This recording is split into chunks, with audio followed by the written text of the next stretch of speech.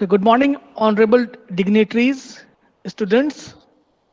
Today we have gathered here to celebrate the Good Governance Day. We all know that Good Governance Day, that is Sushasan Divas, is observed in India annually on the 25th December, the birth anniversary of former Prime Minister Shri Atal Bihari Vajpayee ji, but we are celebrating it earlier due to our Christmas holidays on that day.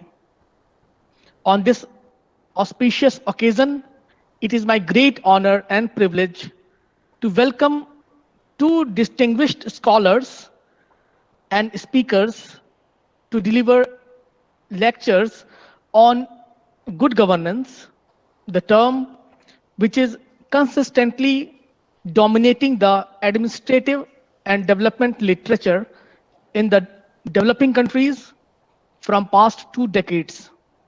On behalf of the Department of Public Administration at the Assam Don Bosco University, my colleague from the department, Dr. Zakaria Stirki, and head and director of the School of Humanities and Social Science, Dr. Riju Sharma, I warmly welcome Professor Uma Maheswari Madam, Professor and Head, Department of Politics and Public Administration, University of Madras, Tamil Nadu, and Dr. Meera Rajeev Kumar, Assistant Professor, Department of Public Administration, Madras Christian College in Chennai, Tamil Nadu, India. I would also like to thank them for their wonderful cooperation and for accepting our invitation. Welcome, madam. The floor is all yours. The students would be much more delighted to hear more about the good governance. Thank you, madam. Please continue. Good morning. Good morning to one and all. At the outset, I would thank Dr. Saurabh Chandra to have invited me for this Good Governance Day celebration, as he has rightly told that we are commemorating the birthday of our former Prime Minister. And in this context, I was happy to be connected with Assam, and my due respects to all the faculties and the authorities and management of Don Bosco University. My namastes to all of you. I really feel very connected because I have been in Assam for past 6 years. During my childhood days, I recollect, suppose it wasn't a pandemic, I would have come in person and met you all. But anyway, online, at least through online, I'm able to connect to you and able to see you through the screen. So it gives me great pleasure to be talking on good governance today.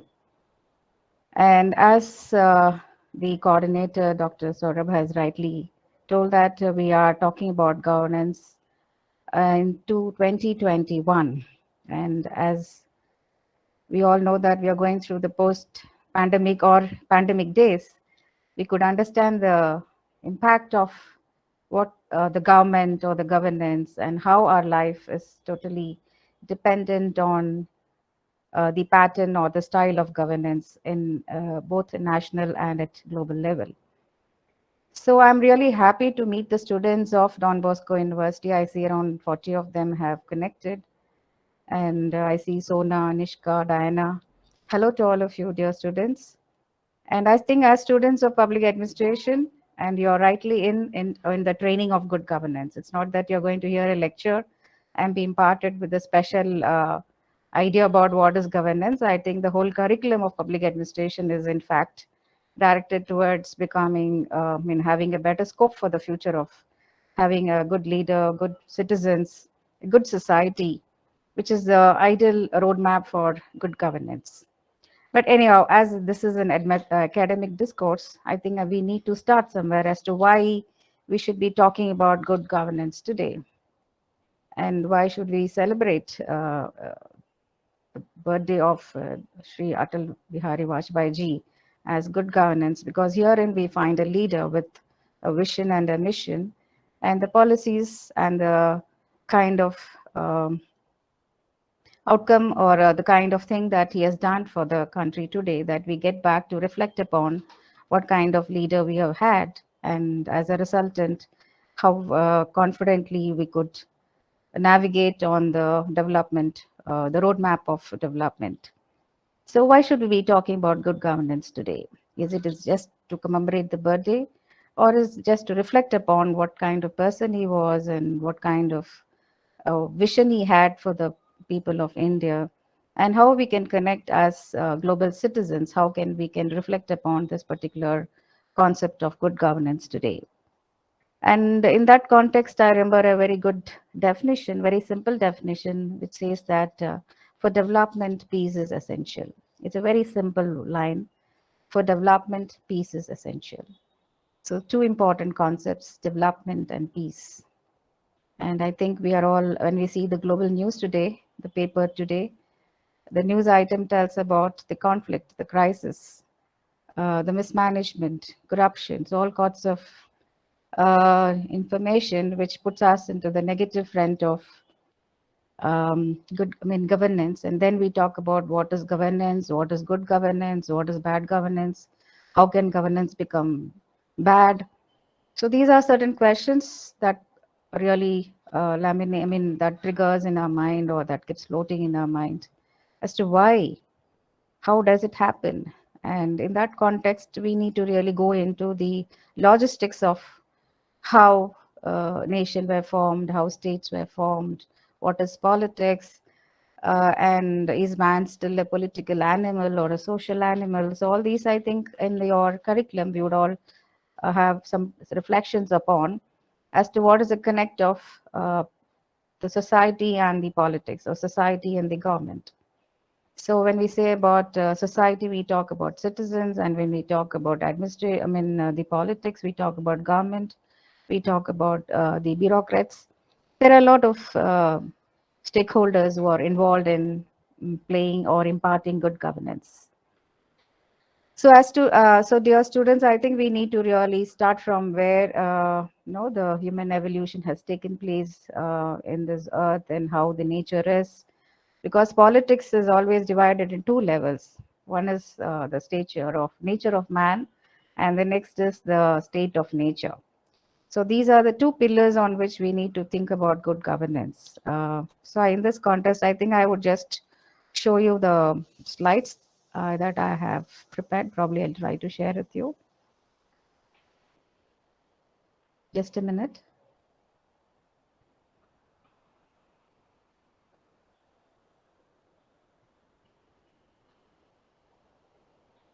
Hope I'm audible. Yes, ma'am, it is audible. Yes, Yes, ma'am. is the screen visible? No?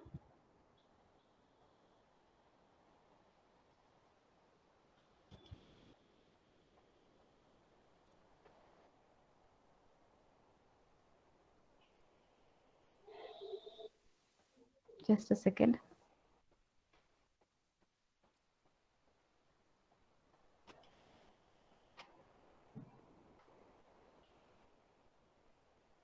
I don't know why it's.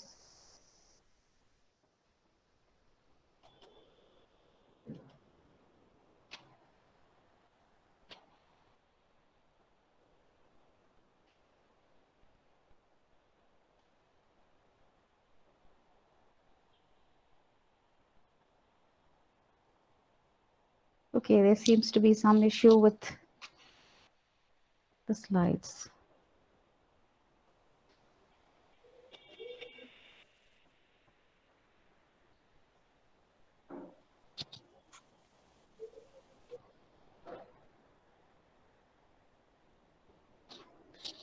Okay, then I would go to the traditional model of just talking to you. It's okay?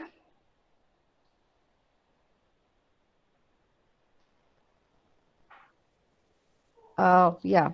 So in this context, we need to really think about what is government. So government is a system that sets up and enforces a society's laws and institutions. Some governments are controlled by a few people, and some are controlled by many. We know that world over we have different forms of government, and it's ruled by few or many. So what if they are ruled by few, and what if they are ruled by many? It depends upon what kind of society these governments can create. The kind of relation these governments could have with the people will tell about what kind of governance they would have. And going further, By the words of Francis Fukuyama, he says, I'm going to define governance as a government's ability to make and enforce laws, rules, and to deliver services, regardless of whether that government is democratic or not. So most of the countries today we talk about democratic, it's the best form of government. But there are also literature which says that democracy is withering, democracy good government, is democracy possible, do we have a democratic person? So all these are also questions surrounded around democracy, but we definitely think about having a better form of governance through democracy. Because it is only through the democracy that government is having some ability to enforce laws. It has some initiatives, it has collaborations, and it can put forth good governance. So democracy becomes an essential part of good governance. So we talk about institutions which are framed on the basis of democracy. Okay, so the democracy that we hear today, the term good governance that we hear today, are not new terms, new concepts. It has been there since the Greek time, ancient Greek time, and we are talking about the essence of having a good state, good government, good governance. And basically, what these philosophers have centered their view upon is that they good government or good governance leads to good life. Because we need to have a state, we need to have a government just to see that our existence is not for the sake of mere life, but for a good life. So all of us want to live a good life, whether you're in Assam, you're in Chennai, any part of the world. As citizens of the world, we all want a good life. We just here not just for existence, but we are here for the purpose of making our life good. So governance needs to be good. So how do we make a good life? And how does, in modern times, or now we say postmodern times, how can I make our life better through good governance? So, in order to understand how we could make a better life through good governance, what are the changes that we can make in governance, we really need to understand the difference between government and governance. I think you would have studied in your curriculum about what is government, and you know what is governance because governance is performance based, whereas government is implementation based. And government is rule based, whereas governance is goal based. So we can keep on trying to distinguish because its outcome of government is governance, the task, how the government gets its task done. So we tend to have, in academics, tend to debate on government, whether the country has gone through from government to governance. Is there really a governance? Only then we can debate about whether there is good governance or bad governance. So in this context, we can really try to distinguish whether the system that you have is really the system or the policies that are enacted by the government or through the process of governance. That is, it is more goal oriented and not rule oriented. It is more process oriented and not decision. It is not bound on decisions. So it is on these principles of good governance that we need to see if in today, the 21st century that we are all living in, and you as younger generation, that you're all trying to look into how your future is going to be, you need to understand what are the principles of good governance and why not having a special commemoration on good governance, and why should we be having lectures on good governance, and what is that we need to really think about, and how is that we could try to put a foot forward in ensuring good governance. So there is a lot of debates, connecting debates on governance, and the government of India has prepared a list of index wherein they can find out if the center and state or the governments in the local state and central level have a level of governance, and whether it is no result oriented, whether there is more of no how the status of the state, the administration has improved over the years. So they have some list of indexes in which they could ensure that government has paved way for good governance, or there is governance. So though the World Bank, all these international institutions have been stressing on governance, the World Bank, the UNDP, and governance as such has been a term which was looked more and which is more apt for applicable in African context, and later it moved on to be applied in Asia and all the developing nations, because we are caught in between the context of development and governance. So these are again two terms that we need to really compare and contrast. Does development lead to governance, or governance ensures that there is development? So you need to think on these two lines and how these two concepts are interlinked. And when you look, when Dr. Saurabh had given me this divine job of talking to young students and also talking on a very apt subject, governance. So I did looked into the rack to see what are the latest books on good governance. And I found some interesting topics like challenges of democracy in the 21st century. And I think you would have also read the 21 lessons for the 21st century and surviving the 21st century, economic, politics, and governance and challenges for the 21st century. So there are a lot of books that's come out in recent times to telling that if there is going to be a real challenge in the 21st century. So if you talk about 21st century, and then what is the need for talking about governance in 21st century, I think we need to really track the past to see how were the centuries before, the immediate, the 20th century and the 19th century. I think again, as students, you're in your process of reading and listening to very many, because today we have technology where you have a lot of information. I think you are quite informed about how the world has moved from imperialism, colonialism, and earlier we had the monarchy, how the pattern of government has brought about a progress in those individual regions and or the countries, and how people there are today in different contexts. We talk about European context, Asian context, South American context, how people are having their own priorities today, and how the government is struggling to bring forth the need of the people there. So what are the challenges the governments across the world are facing today? That today they're all in the common platform of international organizations. They share their ideas, they share their initiatives as to how they can achieve this common problem of the people all over. Because today we talk about resource allocations, we talk about borders, territorial integrity, we talk about border the safety or border security. So many issues in which the countries have to get together, because today when you say government, it has to look into both domestic and international politics. So again, we use the word politics. So you know that politics, we simply say it is decision making.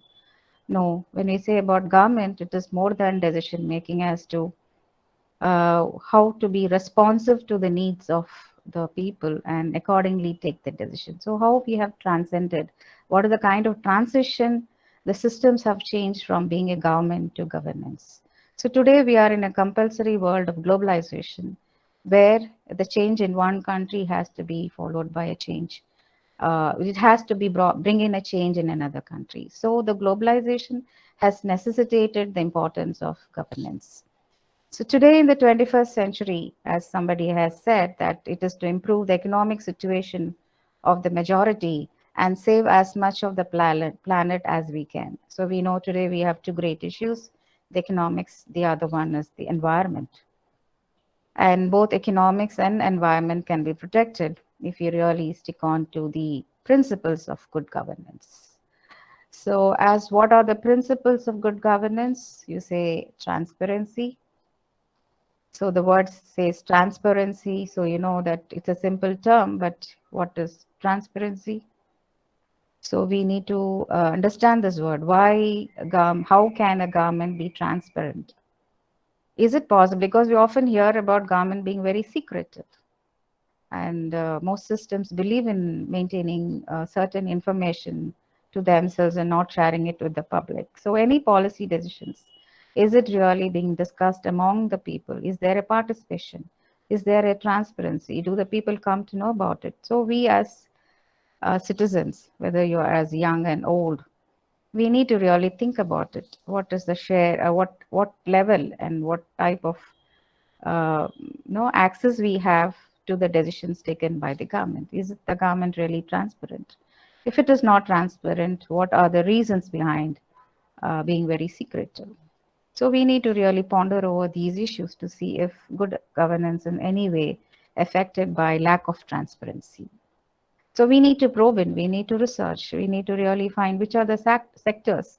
With some sectors, we find there is transparency. In certain service delivery, we don't find transparency. Why this kind of variations? Why the government resort to different kind of methods of managing them?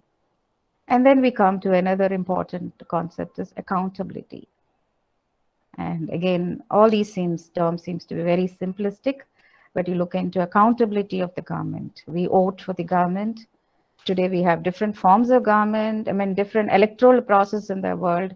And government seems to change, have a better electoral system to find the right leader, to ensure that its people participate in the election process, because as a democracy, it is only the voting behavior, the electoral behavior which judges the level of government and the governance. So we really take a lot of importance to the electoral politics. And then after we form the government, what is the kind of accountability the political leaders have, and also the bureaucratic leaders, and also the accountability on the part of the citizens. So while I'm talking about good governance, it doesn't mean that we are only trying to promote governance through the people who are in the government, that is the leaders, the political leaders and the bureaucrats. It is also the citizens. So I think the important message that I would like to convey to you today is that we as citizens have to become more aware, because in the 21st century, it is only the citizens who has to be given the most. It should be citizen-driven governance. Citizen-centric approach should be followed by the government. So as citizens, we need to be aware of it. So probably that is the reason that why we are discussing and sharing the ideas on good governance. So accountability matters. So what kind of accountability we have towards our work, towards the task, towards the objectives that the government has promised before it formed the government, and also the rule of law. Rule of law is just not to frame the law, but to follow the rule of law. But that we are talking about framing new laws, amending, creating new acts, new policies. But what happened to the existing laws? And we also question and debate and discuss, and also have prejudices and biases on the laws that are made, and we are ready for a new law. So what kind of law abiding citizens are we today? That will tell about the degree of governance when we talk in the context of rule of law. You can compare countries around the world and to see if as a democracy which centers around constitution, and do we have a constitutional driven government and governance? Do we abide by the guiding principles of constitution? So all these are certain questions that laminates and that should be before us to answer, because and still we have a lot of questions, we do not have answers. So we have a lot of things to be done. So we need to first post these important measures. We know and understand important issues that is before us. So one of them is the rule of law. And next is the responsiveness of the citizen. So when you say reactive and responsive. So today are as citizens, is the government reactive or we are responsive? So you need to think what is reactive and what is responsive. Governance requires responsive citizens. Governance requires responsive government. It is not just reactive to like people demand and the government immediately provides. So it is not about providing, it is also ensuring that it is there and it's sustainable. So any policies, any programs that the government enacts for its citizens should be sustainable in the long run. It is there for the future generations and not for the time. So you need to be responsive. Until you really don't think about being responsive in the longer run to every element of the society, you cannot ensure governance, and that governance cannot be good, which is not responsive. And then, of course, most important that we see amongst us as a country and even in the global context that we are not having, we are trying to create equitable and inclusive society. So we talk about equality, we talk about efficiency, we talk about economy. Today, I think very important is equity, equality versus equity. So you have been talking about equality all these years, but I think 21st century we should ensure that there is more better level of equity. So we try to ensure there is equity. So the vulnerable sections, the poor, the sections that have been deprived. We need to really note it. We need to really gauge where lies the difference and try to improve, policies that will promote equity and have inclusive growth. That inclusive growth alone will lead to inclusive development. So we need to have inclusive policies. See that none of them are left out from the policies. Again, as students of public ed and as people who are involved in promoting the discipline of public administration, we should be thinking about whether administration is really addressing the issues of every section of the people. And do we have institutions and mechanisms that can reach out to these people? And is the administrative machinery an effective media between the society and the politics, the political institution? So whether they are able to bring in a greater inclusiveness and have a equitable approach. And most important is the consensus oriented. We are not about, you understand the term consensus. It is not about agreeing to it, but we talk about having a consensus on everything that the government does. So citizens have consensus with the government and government gets the consensus with the citizens. And this consensus oriented is again an issue because people have to be aware of what the government is doing and also know into the nitty-gritty and the challenges that government are facing around the world today. Because democracy without politics and citizenship without rights are the twin pillars of good governance. So I repeat it, democracy without politics and citizenship without rights are the two pillars of good governance.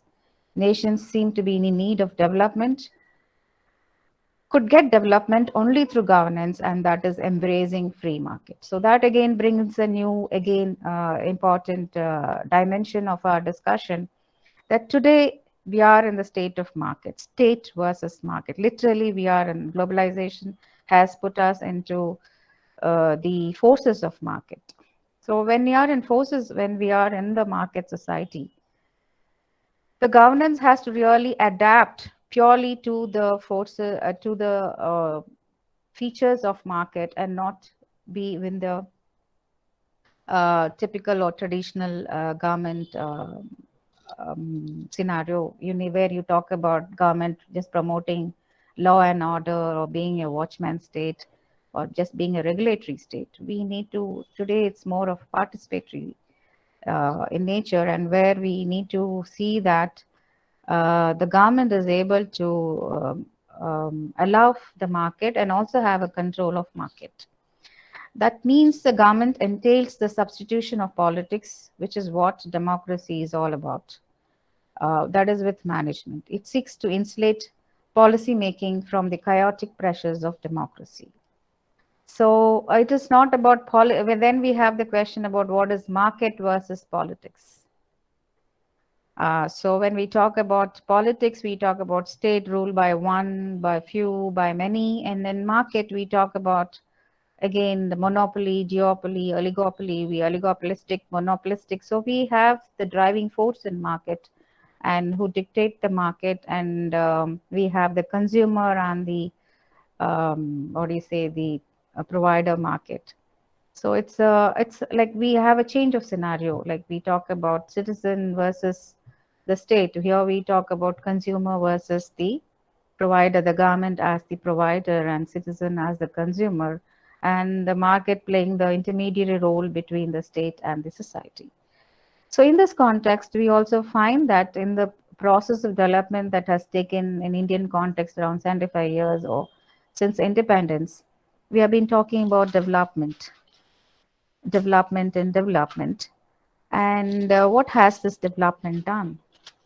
Are we able to have a corruption-free government? Did we have accountability? Did we have uh, mm, responsiveness? All these are questions. Because if we had all of them, probably there would have been no corruption. And we say that one of the important ills of Indian society has been corruption, and not only in India, but also in most parts of the world, even the developing country. So again, if we have the prevalence of corruption, it's a termite that slowly dries away, or it eats away the fruits of democracy. It eats away the positive effect of good governance. And there again, we'll find there would be a big gap between the state, the society, the state, the government, and the society. It'd be all torn apart. So we need to address this corruption. Again, we have been talking about it, and there are a lot of institutions, mechanisms, and a lot of debates, discussions, and processes in which we can evade corruption, control our corruption. But I, at this stage of, as a teacher, faculty, teaching very many subjects in political science and PubAd, my humble submission is that it is only when the will of man changes, the nature of man. Like I told you, in politics we have two dimensions. One is the nature of man, the other is state of nature. So state of nature is evolving, and it's been it is going it is not the same as we had in the second century, 21st century. It's changing. The universe is changing. The galaxy is changing. The nature is changing. But the man, the quality of man, through education, has wisdom really enhanced his process of having a willful and a soulful and a peaceful life, which he has been embarking on since when you read the history. That has been the effort of human effort right from over centuries. That man always wants to have an enlightened life, wants to have a better life, wants to have a quality life. Why is that it is not still possible, even in even in the end of 21st century, in the start of 21st century, that we are still trying to aspire for having a prosperous society through a rule of law, through consensus. So you have the answers as that you are observing things around you, and as a generation that was ahead of you, we have seen things how, why, and how the governments got eroded in their track of providing the plan of action for the welfare of the people. So in that context, we say any organization has three dimensions. One is the governance, the next is the leadership, the third is the culture. So I repeat it, it is a governance, leadership, and culture. And I've been already referring to what is governance and a little bit on what is leadership. We also know what is culture. So the ideas, the mindsets, the beliefs, the patterns that people have in different societies. From within India, we see how culture variation, we talk about multiculturalism. In politics, we talk about relations, bilateral, multilateral trade, we talk about that. So it's no more an independent, it's more and more of interdependent world that we are living in, and especially with the digitalization, I think we are clearly in a networked society. So how to network? How can culture enable us to have that network? Because we talk about so much crisis. We say we are living in a network world, but in a divided world. So how is networking possible in a much complex, divided world? And is the digital world, technology is really dividing the world, or is it really creating a better world?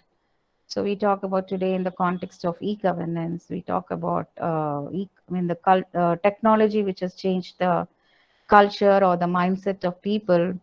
Even in the context of the lecture that we are having through online mode, we see education is also the culture of imparting education, process of learning. Everything is undergoing a change.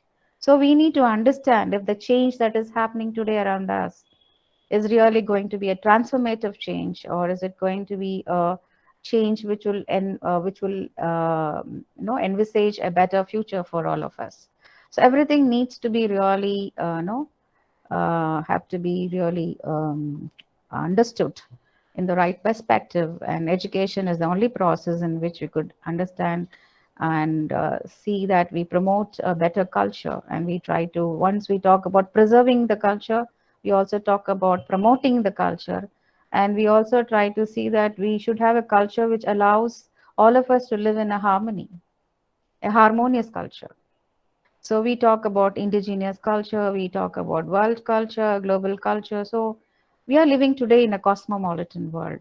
And today, when we talk about government, how government or governance, through its governance, can enable the citizens who belong to different cultures to live in a harmonious uh, way of living. So that's a challenge in most of the developed countries. You can talk about how it is in US, how it is in how the migration is enabled, created a problem for many countries, where migration has also been a solution to many countries. So development has been possible because of migration, but same migration has been also been a problem of divide between them. So, and history has told nothing but the kind of migration pattern that was there earlier, and today how the migration is, and today in the 21st century, for want of employment, for better identity, for better space, if the migration is already set, in what direction, in what mode, and in what level can you really try to visualize this migration would probably embroil into becoming creating a better government or a better system in which they are going to be absorbed. So there again it depends upon how the leaders are going to use their authority and power to assimilate the people, to use their power to influence the people, and also in what ethics and wisdom they are going to rule the people, accommodate the people of their own region, and also accommodate the people who have come from the neighboring regions. So today we find a highly a cross-sectional we are in a cross section of history in the 21st century, where political leaders have to look beyond party politics, and political leaders have to be looking beyond territories. They need to be more a global leader and just not be the leader of their own the entity, small state. And there's a myth of being a strong leader in the current context. So because when we see about leadership today in the world around, there's a myth as to who could be the strong leader, and that is where we are trying to think about good governance, because a good leader alone can a good leader will be realized or recognized only by good citizens. If we don't have good citizens, probably we would not realize that we have a good leader amidst us. So we need to evolve as good citizens. And who is a good citizen? A good citizen is a person who understands and fulfills their rights and duties with their society. So again, coming back to square one, yes, it starts with rights and duties. We have been starting our discussion on politics, on public administration, international relations, the area in which our departments are all involved in reading and discussing and trying to add more ideas into making this discipline more far-fetching and more purposive and progressive. We know we are back to the same important pillars of rights and duties. As students, as teachers, as citizens, as officials, what is our rights and duties, and how do we understand them? How do we fulfill it? And in what way do we really recognize it and realize it? That matters. Yeah, we all have to really consciously think deep into it. We talk about matters, rights in one context, then we talk about duties in context. There is still a kind of misinterpretation and misleading ideas on what really is rights and duties. We need to be really more, aware of these two important concepts and to um, make it happen. Because, of course, as citizens, we need to have enjoy our rights, as we have right to life.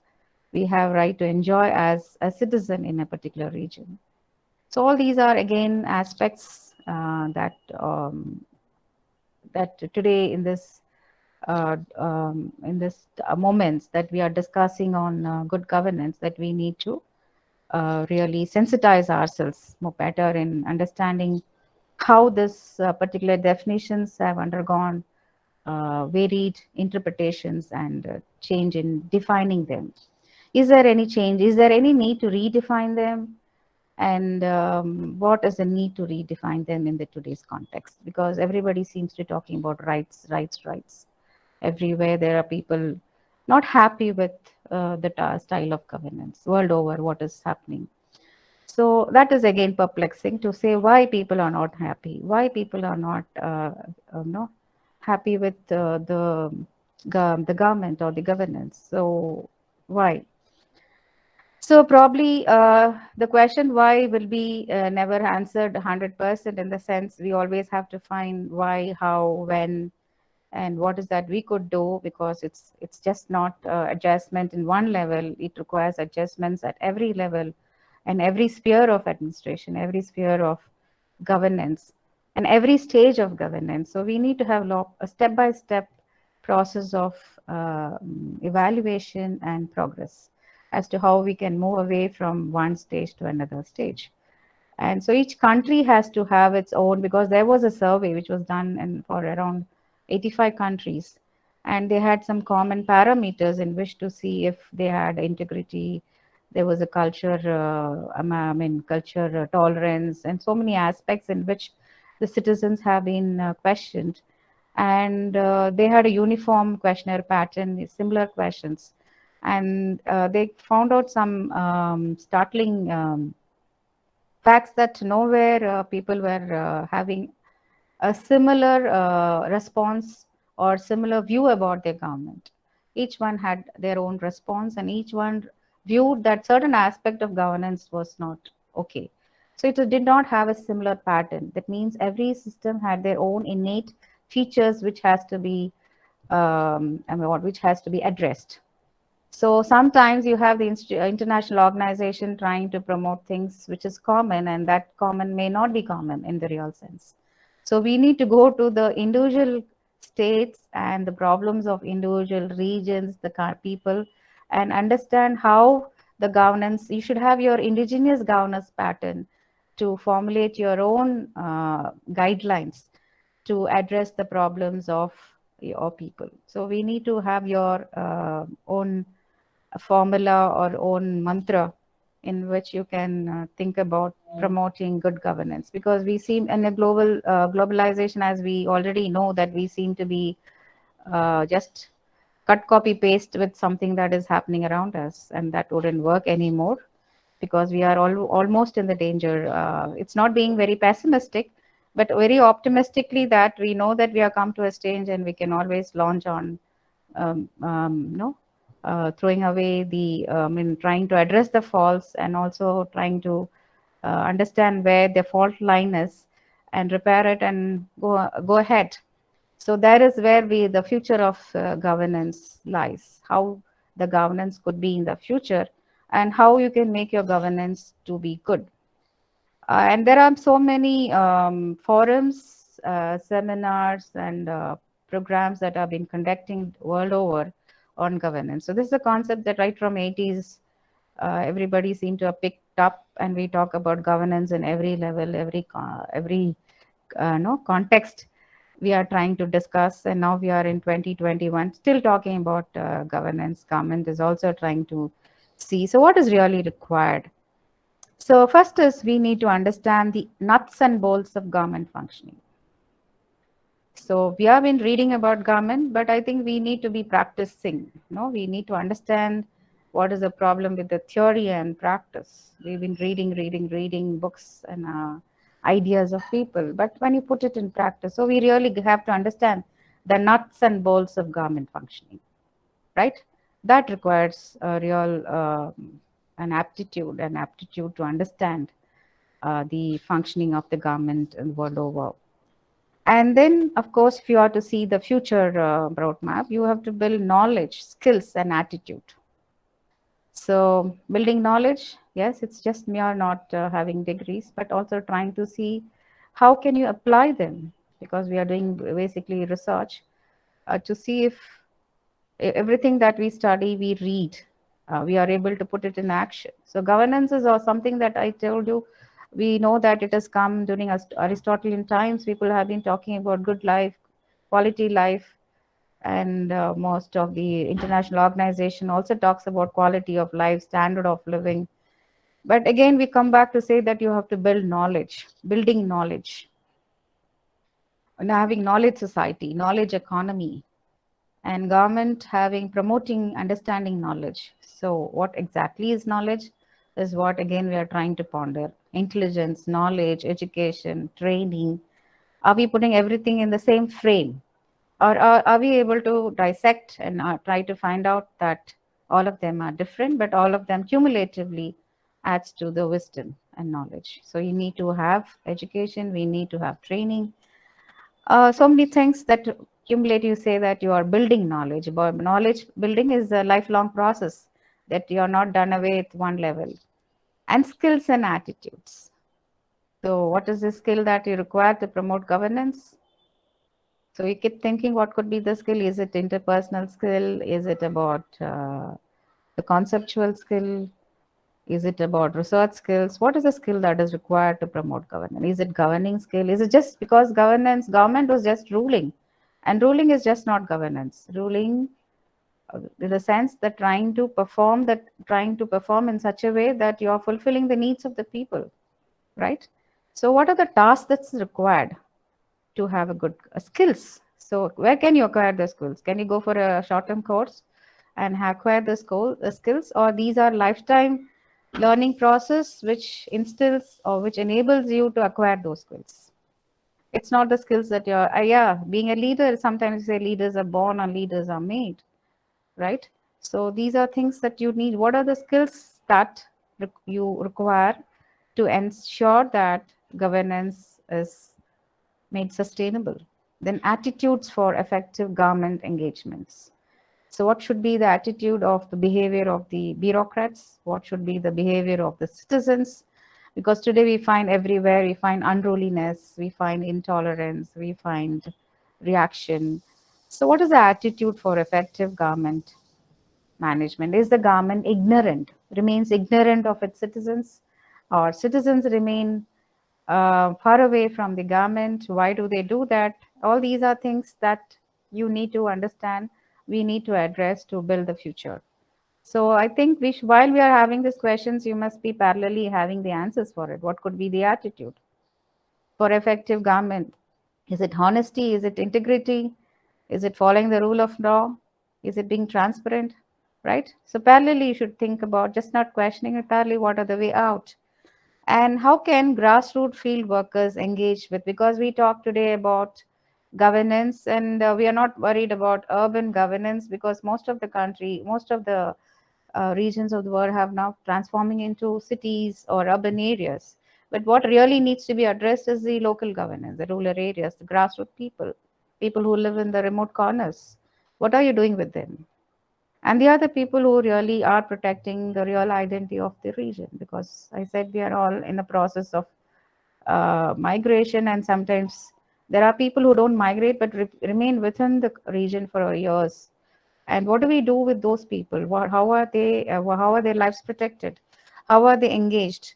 And is the government trying to do something for them?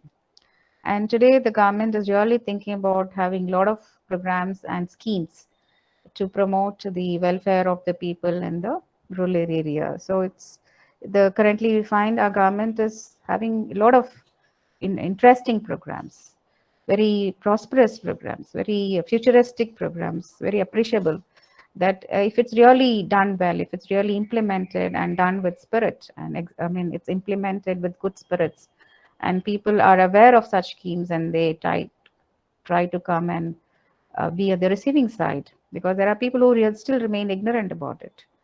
The farmers, there are certain people who still remain quite unaware of things that is happening around us. Again, the union state, district, block, and villages, how are they disangled, decentralized? We talk about decentralized governance, but is there this decentralization good today, or decentralization has made them more disengaged or and disangled, in the sense they have disconnected? So we talk about decentralized, but we talk about deconnection. So we need to understand what is the need, how you can interconnect, how these unions, state, district, block, and village needs to promote better interconnectedness. And coming towards um, the last part of our governance, tracking how governance has, why governance have to be introduced, what are the principles, what are the stages, and how the institutions are promoted, the measures to improve governance. And governance is not only important at the national level, but at the global level. And what are the steps that you need to cautiously follow to ensure what do you say, strong or effective future? Governance need to be seen not merely in terms of managing resources and people during the tenure of government, but its ability to take a long-term view, not only of the nation, but of the nation in the global context.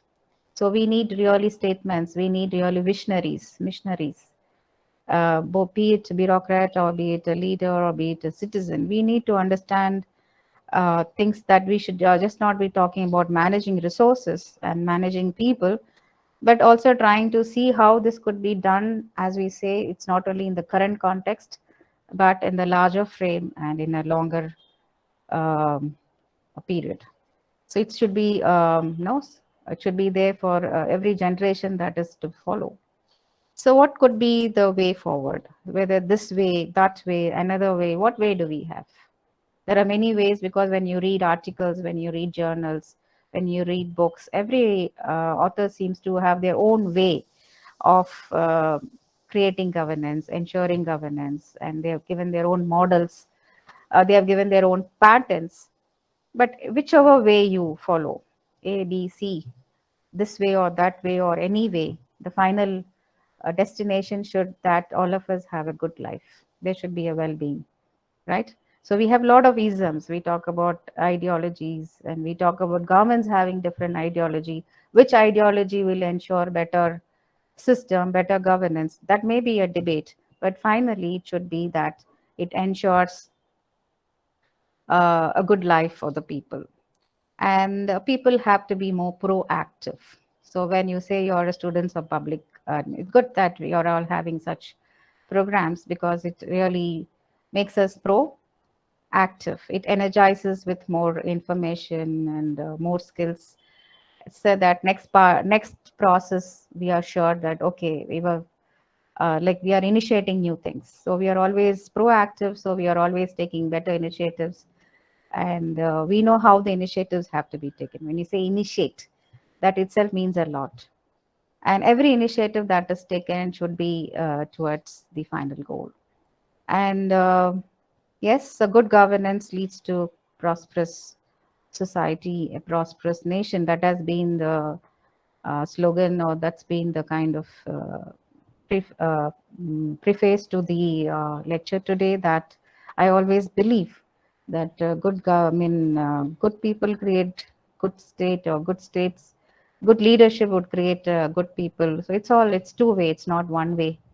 So, and as we are all in today, we think we'll all be part of that creation of creating a better world by being a good citizen, and ensure that we create a good system of governance, and thereby a good society and a nation. I think no other formula could ensure and make a governance good or bad. It all depends on citizens. So that's why when you look even into Thiruvalluvar, because I was just saying, is this the initiative that we are thinking today, and are we really making ourselves so very important by discussing on this topic? But this is a issue that has been taken in the ancient times itself. In South, we have a noted Tamil scholar, Thiruvalluvar, who in his couplets have distinctively written about what are the strategies, what are the qualities, and what are the methods in which you can ensure good governance. And to tell some of them, I think good governance can be promoted with fearlessness, benevolence, wisdom, zeal, and you have alertness, knowledge, and these are the benchmark for good governance. So yeah, it looks more prophetic and philosophical when we say it's you need to create an equitable world, but all these are practicable. It's only that we need to know, we should have the guts, like you say, fearlessness. We should have the courage, we should have the knowledge, and we should have the wisdom to see how we can make a hallmark of good administration through our own perseverance and to with our own personal conduct to ensure a better world in whatever positions that we all hold today or tomorrow. I think with this I could conclude telling that we are in a good state of good governance today, because we are already, as planners, we are all put our minds together to listen and to talk about how good governance would be there in the 21st century. Although there are many challenges, but we can be very positive that these challenges can be met if we really have the right, what you say, the we are able to create a good pathway for a better future. Thank you one and all for your patient hearing, and thank you, Dr. Swarab Chandra, and all other faculties for lending me your ears till this time. Thank you so much, madam. That was such a wonderful lecture. You covered almost all the dimensions, all the aspects of good governance, from the demand side and the supply side. You covered everything. Also, from the citizen side, what is expected from citizens. That was really wonderful to listen from you. So now I would like to invite the students to interact with madam. If you have any queries, you have any doubts, or you want to ask something, then you please do not hesitate. Please, you ask your questions.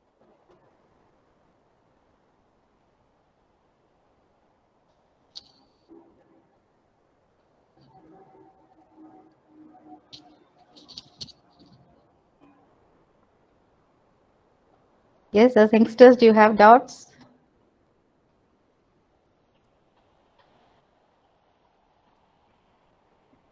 Students are very shy.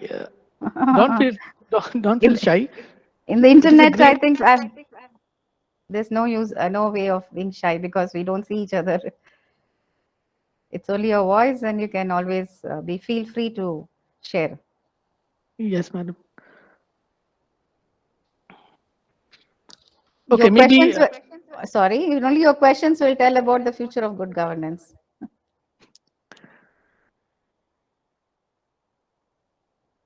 Hello, ma'am. Yeah. My name is Makhani. I want to ask, like you said, that we are in a pathway of good governance and we are already living in a good governance country with good governance. But I don't like we don't actually see it. We don't actually see it. We don't actually feel that when we live with governments with so many criticisms and so many what do you say setbacks. Like we saw the Congress government for more than 50 years. Then we are seeing this BJP government. But then there have been a lot of criticisms from the people, from the government inside itself. So how long do we wait as a passive listener, looker, and then wait for the good governments to come to us? See, good guy. Yeah, thank you, Makhani Ra. You are very practical. You are the very ordinary. Any ordinary citizen feels the way you feel. So it's a natural question that we don't see things around us that will ensure that there is good governance.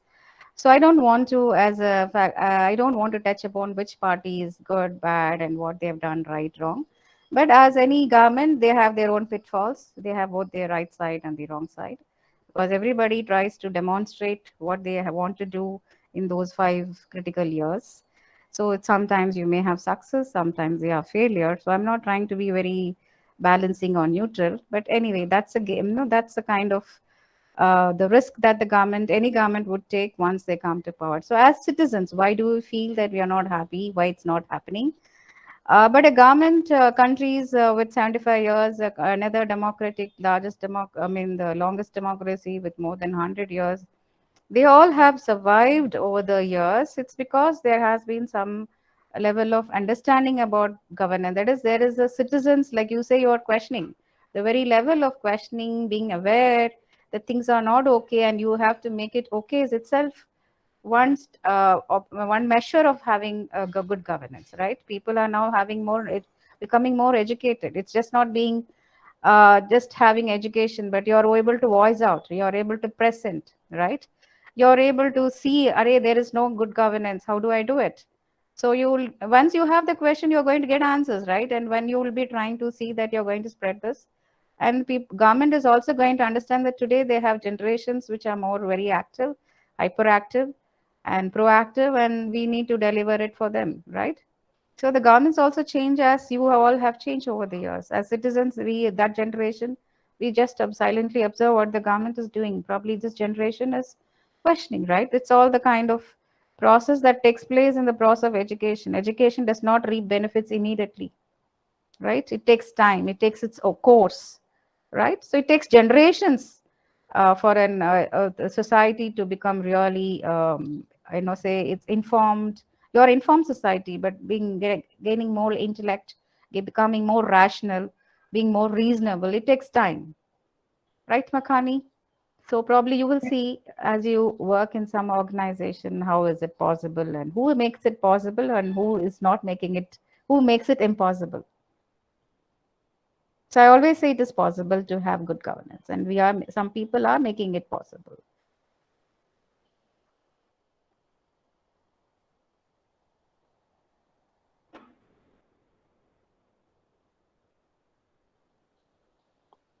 Thank you so much, Makhani. Anyone else who would like to get their doubts cleared? Want to ask some questions from respected madam?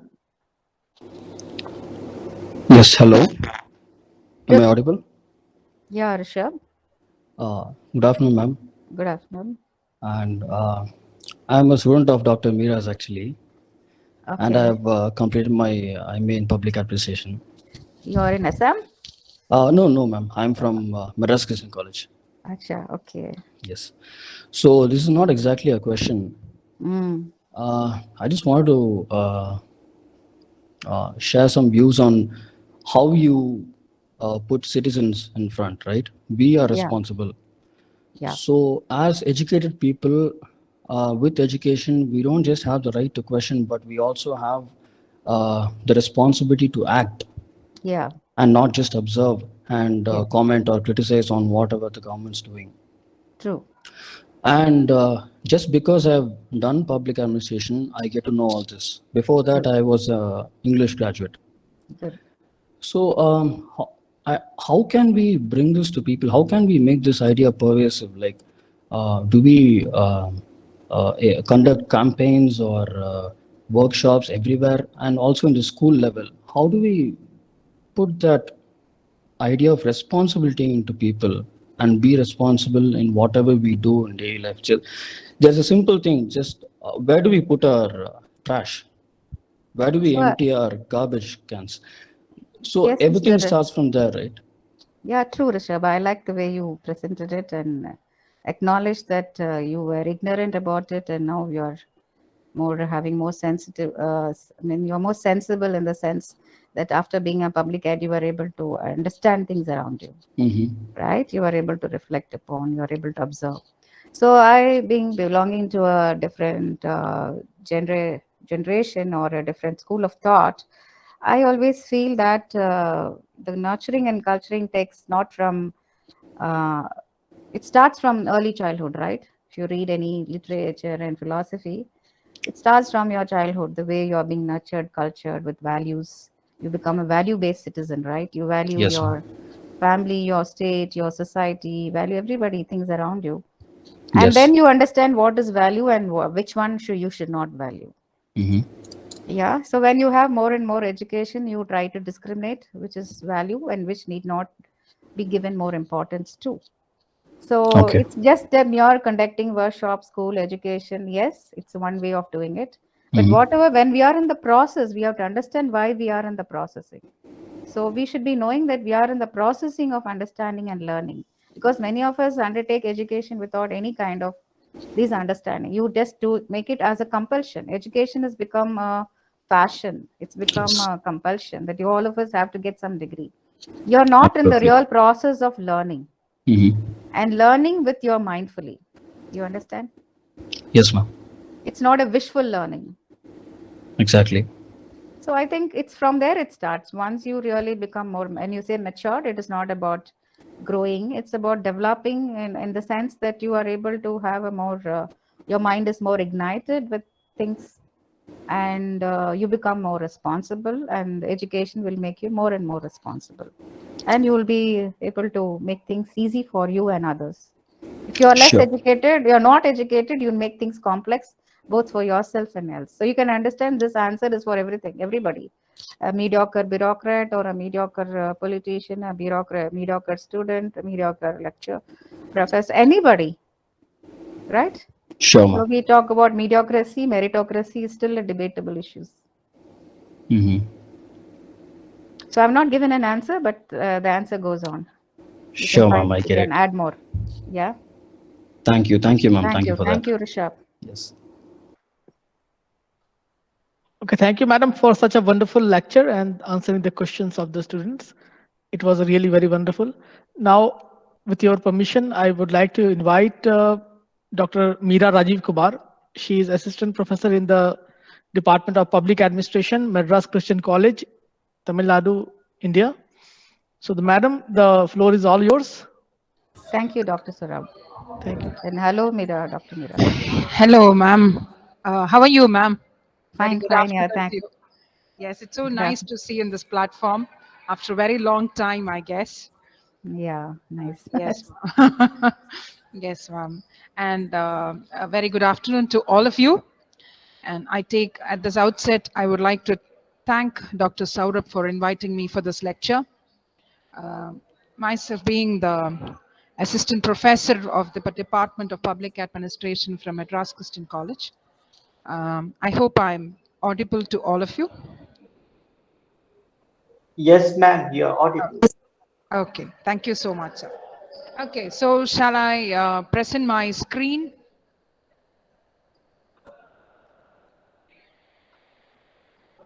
Yes, madam, please present. Yeah.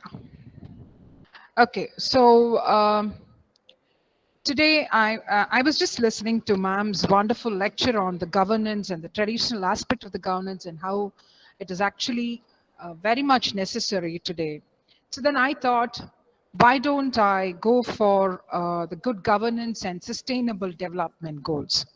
So how far good governance will be very effective when we have certain strategies which can be fused in to attain the complete goal. So what am I going to deal with for the day? Yeah, so it's a first is an introduction part. We will deal about the concept of sustainable development. Shall I zoom my screen? Okay. Concept of sustainable development, and then interacting systems of sustainable development, ethics, principles, and then we go with why is the good governance required, and through the definitions, and then the agenda for 2030, and what are the strategies, the road ahead. So to start with,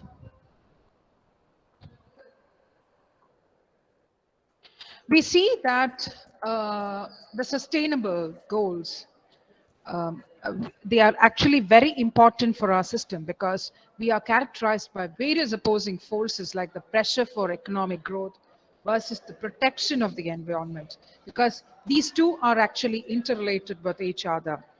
And the globalization, which is versus the rise of nationalism. Now we have a globalized economy, and we need to have the nationalistic principles also today. So there's a complexity that is involved. And then we have the human rights versus racialism. national development imperatives versus geopolitical realities. So you see, all these are actually considered to be quite complex as well as an interrelated system that is existing. So based on that, we are going to conceptualize the sustainable development. Now, I'm going to handle only the sustainable development aspect right now, and then we move on to the good governance, how this can be interrelated. Now, when you see the sustainable development, we focus on the two aspects. One is a normative outlook. Now, normative outlook is a three-way outlook where you focus on the economic development, the social inclusion, and the environmental sustainability. So these three are actually very important when we speak about the sustainable development, when we bring in the goals of sustainable development. So like, social inclusion, you require the societal influences, all the people, irrespective of the caste, creed, gender, everybody has to be brought in. And then ultimately, we have to sustain the environment also, leading to a good economic development. So these are the three major outlooks that we focus through the normative outlook. And if there is an imbalance in any aspect, they can have a very cascading effect. Like it can relate to a financial panic or a global downturn. Now, for example, the recent pandemic itself has created a lot of cascading effects amongst the various sectors. Take the industrial, the technological. Technological is actually on the boom side, but then, things are actually changing. So that is one aspect. And then agricultural sector. So everything is facing a complexity.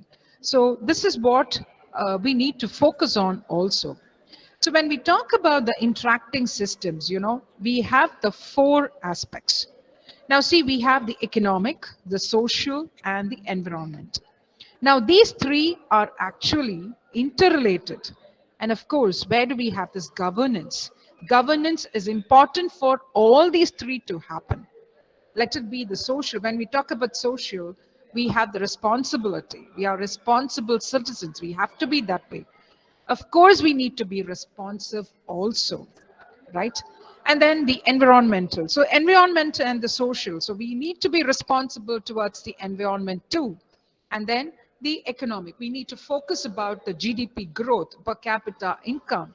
So everything comes under this. So sustainable is just not for what we think about the future. You also need to sustain the present so that we save for the future. That is what the concept is. So we need to build it through these three aspects.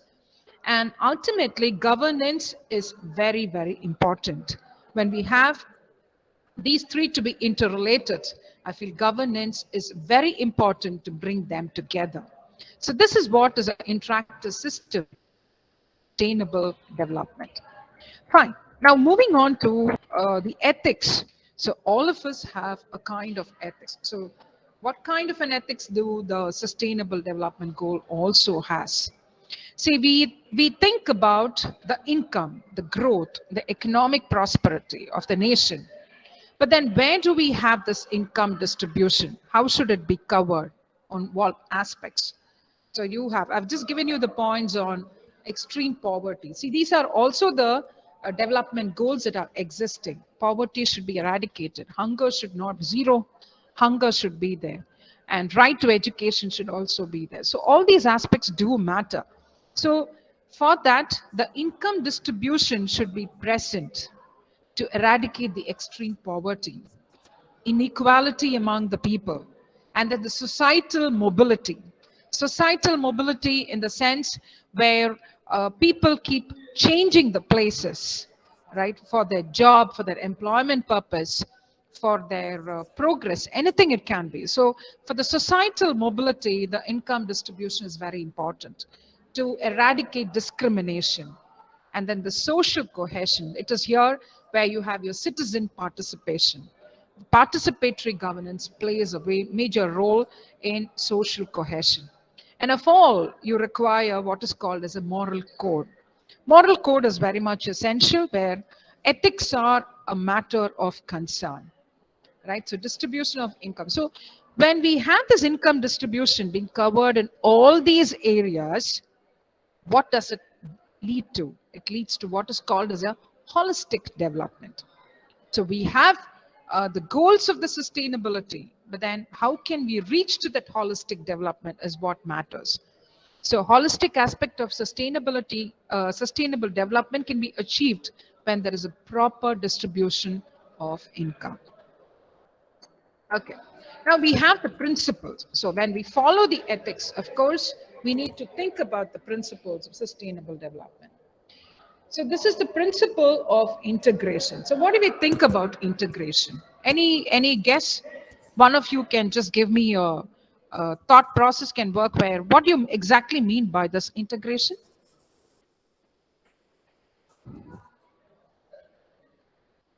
Anybody? Any students? Yeah. Am I clear so far? Do you feel, am I going Yes, very- madam. Yes, Yeah. madam, you are audible.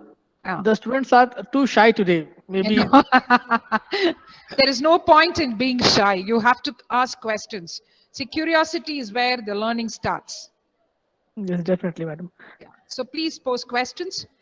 And it should be an interactive session. I don't want a session where I keep talking and then you keep just listening. Don't do that. So can you give me the principle of integration if possible? Can you think about what is the concept of integration?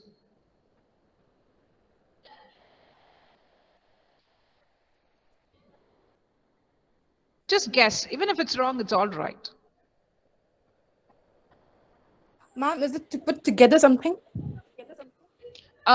Together like what? Integration of what? Good. That's a good one. Ma'am, maybe two ideas or theories or like beliefs, we say. Okay, so can we say that when you think about ideas or beliefs, can we say that it can be more of a cultural aspect? The bringing in of the cultural aspect? Yes, ma'am. We can say it in cultural or maybe social or maybe economical. Yeah, wonderful. So that is what is your integration.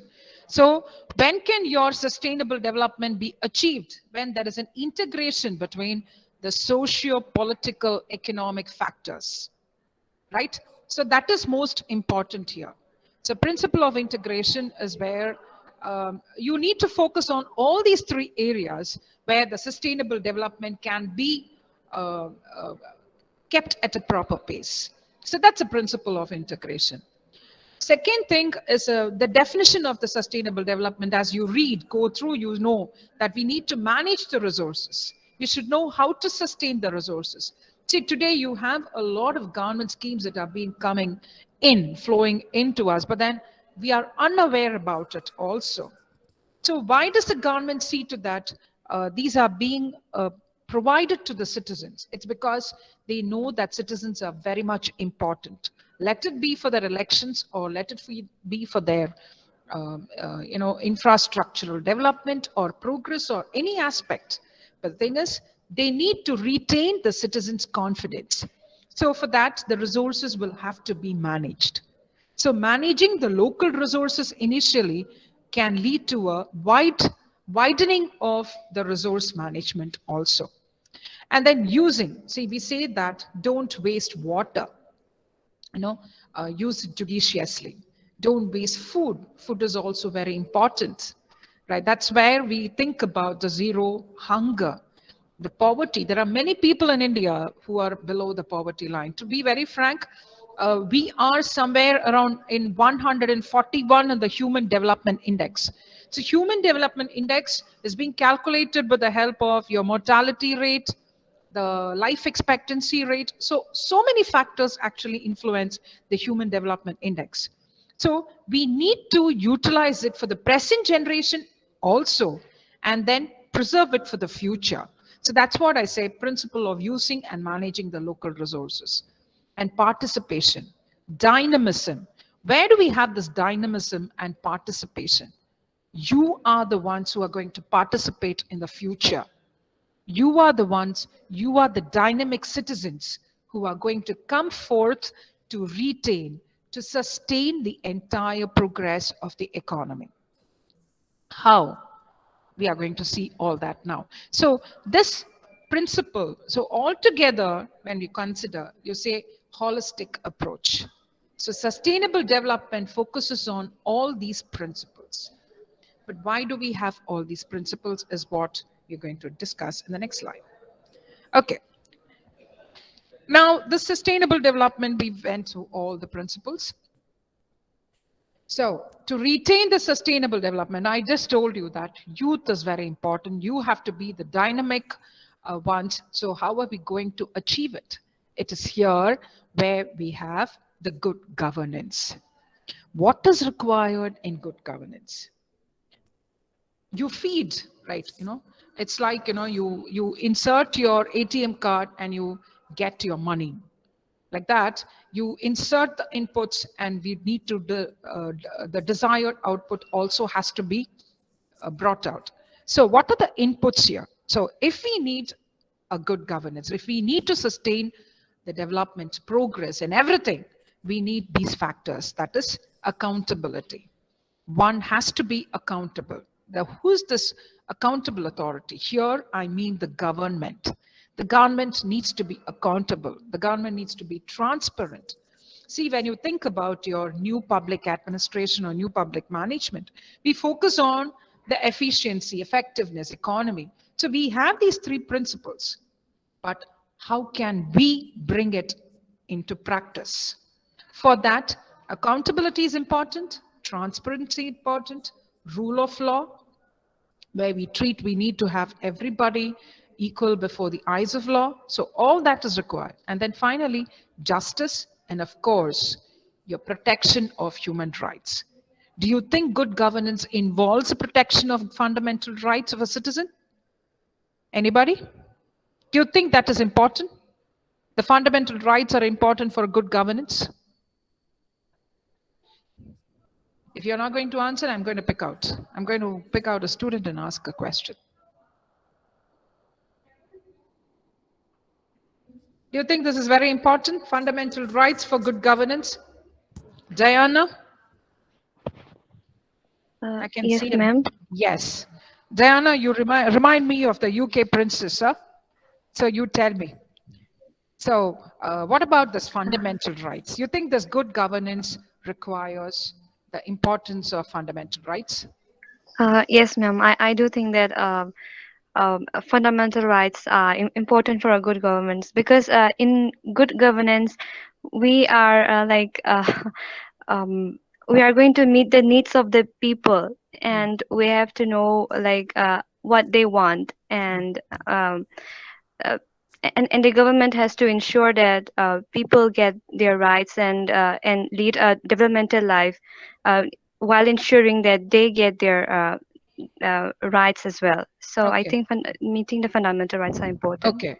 Okay. So which fundamental right do you think is very important to achieve this good governance?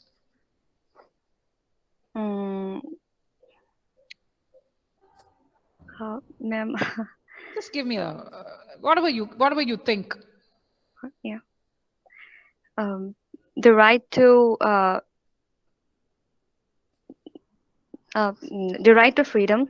Right to freedom. Okay. Yes, because when people are in liberty, they can ensure that they can cultivate what is best for them, and that can lead to development, I think. Okay. So right to freedom is one. Anybody else? Thank you, Diana. Thank you. Thank you, ma'am. Yeah. Anybody? Yeah. Makhani Ray. Yes, please. Ma'am, I believe fundamental rights is next to the natural rights that we get, that is right to life.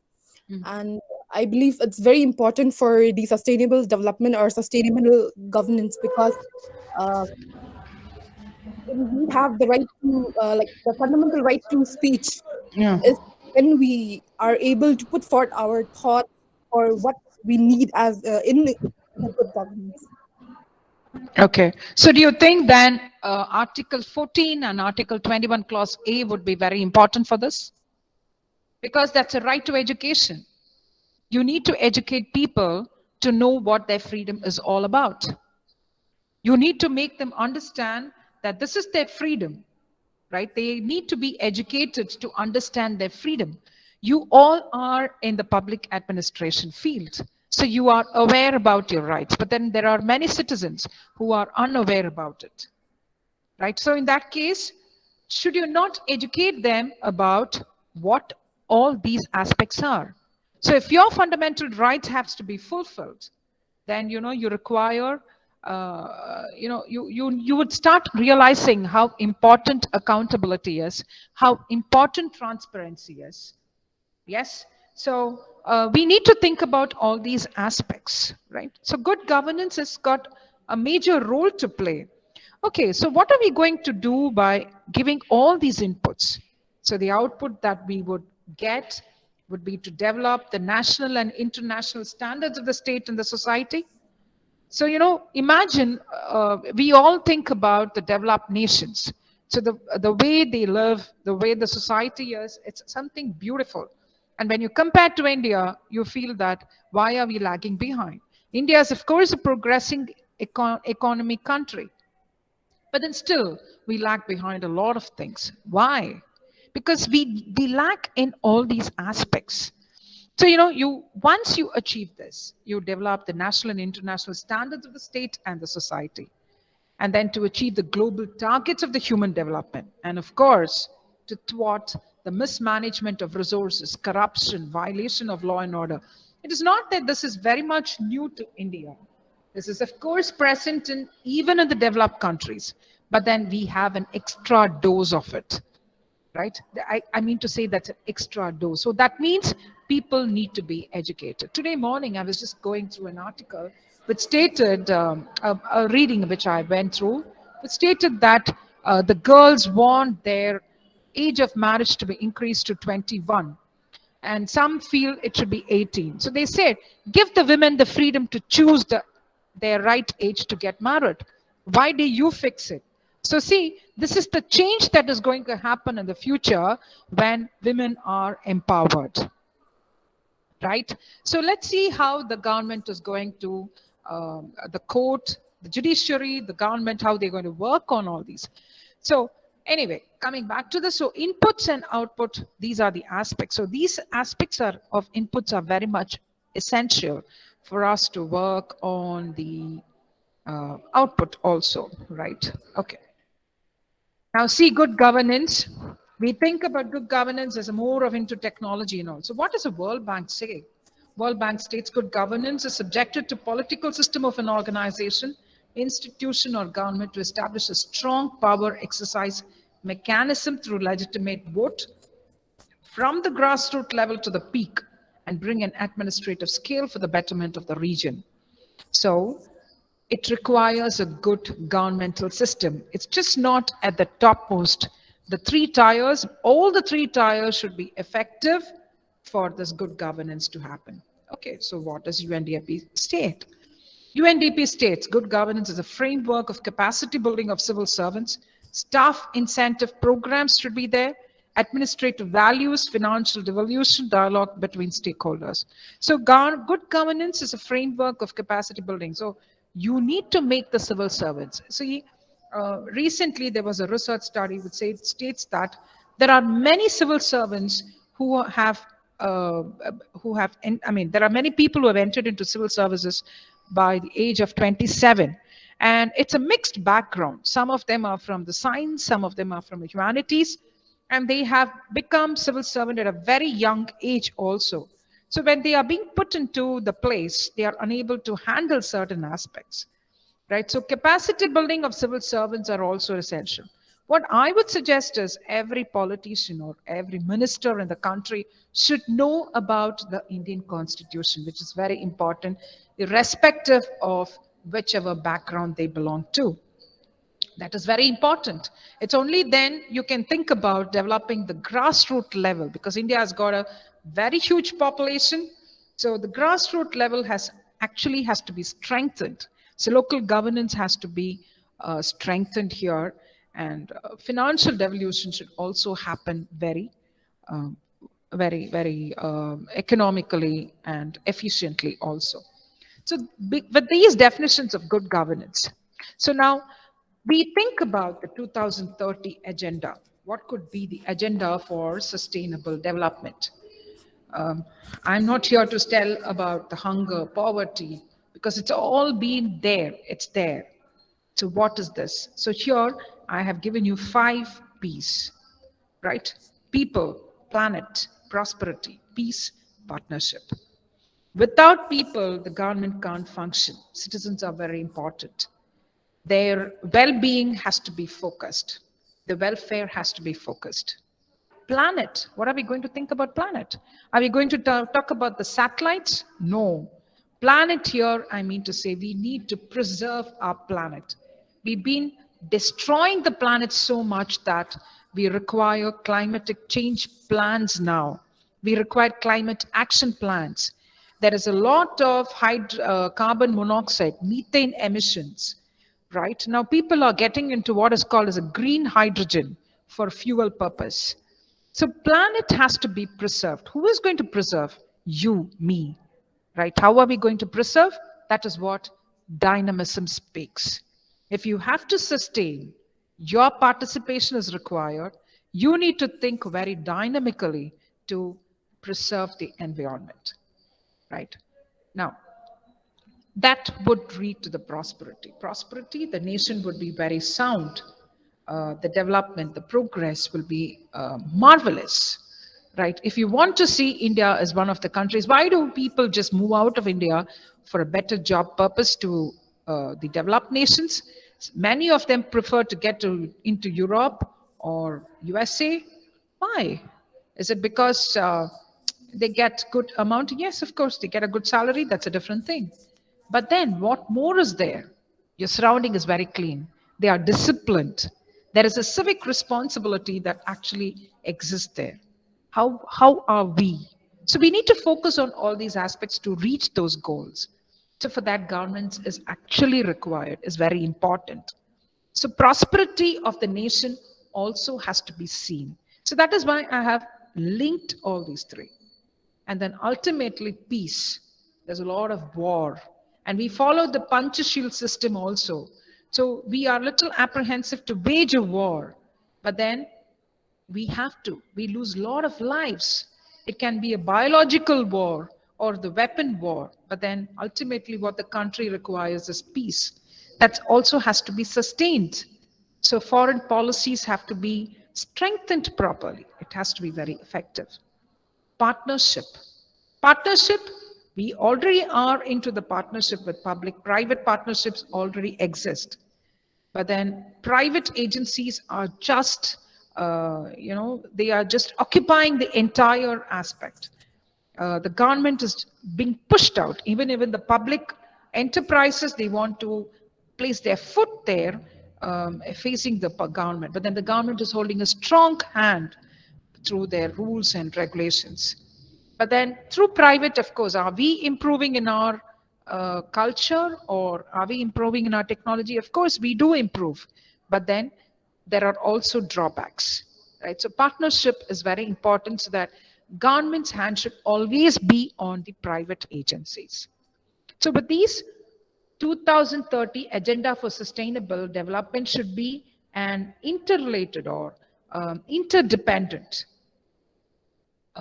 roles of people, planet, prosperity, peace, and partnership. So if we have these 5, if they go hand in hand, the sustainable development would be very good. And of course, the governance aspect will also be very good. Now, let me tell you how this good governance can be improved with all these. We have different systems of government, but democracy, we are lucky. That is one lucky thing that we are. That is why we are in the progressive economy. So democracy is the first step to prosperity with the dictation of good governance. What we are today is because of a democratic stint that we have, thanks to the framers of our constitution who had brought in this concept of democracy. Otherwise, your fundamental rights would have been shattered, right? And implementation of sustainability models. Sustainability models for development, it is required. I can say there is, we call it what is called as a 3-pillar model, the prismatic model. So 3 middle pillar model is where you bring in, as I told you earlier, the social, economic, and the environmental structures have to be brought in. They have to be fused together. So governance has to handle all these aspects. So we need to check on the feasibility, and the feasibility involves the financial aspects of it, right? And plausibility, yes, how much it can reach the people. Will this model, there are many people who bring in a lot of sustainable models, but then how good it would be when it reaches to the people? Will it be successful or not? And then we've been talking about the agraria industria model very often, but then now we have the technological revolution. So we need to, I think in future, we'll have to develop a model which is called as agraria industria techno model, where your artificial intelligence and machine learning are getting into a picture. It is actually dominating a lot of situations here. So there would be a future transition. So we need to plan for it also in 2030. Yeah, the next one I said, see, I was talking about the principle of dynamism, right? So dynamism, principle of participation, how can you do that? Here is where the government, through their excellent, efficient governance, can tap the youth's resource. How? Through innovations. You need to have a lot of startups. The present generation is highly creative. You are quite dynamic enough to innovate a lot of things. You can innovate a lot of theories. A lot of policies are there. You can analyze those policies and innovate a lot of things. And that is through your startups. You can have an interdisciplinary approach to develop. So transforming to startups by the youth population, that is important too. And how can we provide a good governance? See, we have this public policy which states we have various different kinds of models which are present in the policy. We have David Eastern's black box model, where they talk about the demands and the needs of the society influenced by various environmental systems. And what is the end result? End result is to meet the demands of the people again. So in between the government, what is the demand? It's a health, education, and then good shelter. The basic physiological needs are more important for the government to fulfill. So ultimately, again, a feedback goes on. So that is something called as a Eastern's black box model. And then you have your incremental model. Incremental model, how high you can go ahead, right? How much you can fulfill through, and again, the rational model where you bring in the rationality, whether it is feasible. Okay, so what has this model got to do with the governance? See, governance requires the implementation of these models also. You can refine it. It's like, it's like a clay. You can refine it. You can change it according to the needs that are required in the present situation. We talk about the progress. So use these models. We can implement these models to change the structure or bringing in the many concepts into it, so that we can have a very good governance. So when we talk about the capacity building of the civil servants, right? When we talk about the administrative rules, there are also certain things which are required for good governance. So when we focus on all these aspects, of course, you get the accountability and transparency. So these models will actually be useful and very important when you get into streamlining the policies and the various determinants that can focus on good governance. And then global solidarity. Human rights is very important. That human rights should be present with the social and political also. Today we have an array of people who are unaware, as I told you. What are your fundamental rights? Many people are not aware about it. Today also there was a news which I read. It was about a person. I did find it very funny too. The person had shot a picture. This guy is around 65 years old, and he has shot a picture with his daughter and his son-in-law he had gone for some vacation, and so they clicked a picture. And then he has written, a title for that picture, Shooting on the Peak. So that is that was some title. So somebody, and that he had put up in the Facebook or some social media, which another person had pulled it out and had filed a case saying that he had mentioned the word shooting. Shooting can wage war. So see, people think about all these aspects. But then what happened finally, the judgment was shooting. You have the right to privacy. There should not be you should not intrude into the privacy of another person. So finally, the judge actually quashed the order. He said, it is his will and pleasure. Why should you let him laugh? Let the person laugh. So otherwise, we should also have a right called right to laughter. We can't keep doing all these things. So this is a very minuscule affair when there are so many things which have to be dealt in the country. And then saying this, he quashed the order. So, society has got a major influence on the responsibility also. They don't realize their responsibility. So that is very much important. Political aspect also. Politicians, tell me how many of them know about our constituent assembly elections. How are they being conducted? How are presidential elections conducted? Or what are their rights? What is the duty? You ask them the duty, they would talk about the national anthem and the national flag, beyond which none of them know. So that has to be inculcated. That can be done through a lot of outreach programs. And then, yes, finally, your engaged governance, that's your people's participation. If the government find out what are the schemes the government has got, participate in it. See, it's only when you participate in those, you know how the governance exactly is. Without that, we cannot have an overview of saying, this is not good, this is not right, this is bad, this is fantastic. No, you have to participate. Pull in the people, ask them to participate. So that is very much important. So with this, I end my lecture saying that how the good governance can pave way for a very good sustainable development. It is just not for the future. Start it right away today so that you can sustain for the future. Thank you very much for this wonderful opportunity that has been given to me. And any queries? Thank you so much. Thank you so much, madam, for such a wonderful lecture. It was so much delightful. Now I would like to invite some of the students who would like to ask some questions from madam. Please. Micah, are you here? Yes. Yes, you would like to ask something? Students will have to pose questions. You should be curious enough to know what is happening, what the question, you should pose. It's only then the learning process happens. So feel free.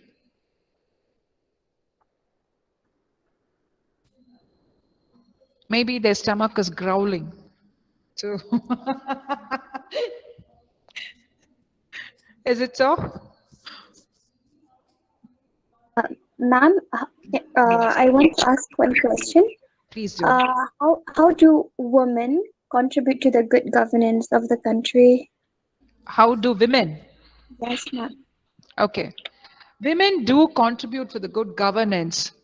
See, I can say that women today are self-empowered. They don't like to work under somebody else. That is a motto that women today have. I've seen many girls as well as many women, they have become self-reliant. They want to become entrepreneurs. So when you talk about governance, they say that they want to develop the country to a level where they want to give opportunities, employment opportunities to the people also. But when it comes to the political forum, I think we are yet to get into. I can see a lot of women entering into the banking sectors, right? Banking sectors, we have many people who are heading the top-notch positions. But then to the political field, very, very limited. So we have that diversions in all these fields, all these sectors too. But bureaucrats, the civil servants, you do have women there. But we belong to the patriarchal society, so we need to come out of that. That should be an understanding between the systems. So women participation in good governance is in different ways, is what I can answer. Thank you, ma'am. Yeah.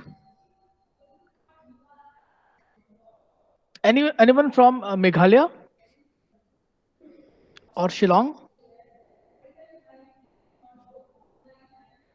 Any student is from Meghalaya, Shillong?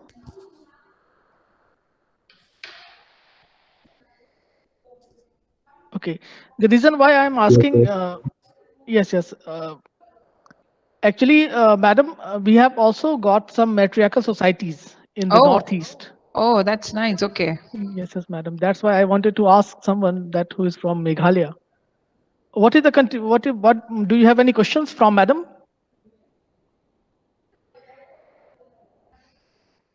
No, Was sir. I Okay. clear? Yes, ma'am. Okay. Ma'am, excuse me, good afternoon. Janani here. Yes, Janani, good afternoon. Ma'am, I wanted to ask you, like, what efficient role can students play for good governance? What efficient role can students play for good governance? See, today I find a lot of students aspiring to become politicians. First of all, every student should develop this concept of being responsible to their society. Responsible in the sense, it's just not for the sake of getting into power. They have to get into the society, understand the needs of the people, and of course, make the people also understand their duties. What are their duties? What are their responsibilities?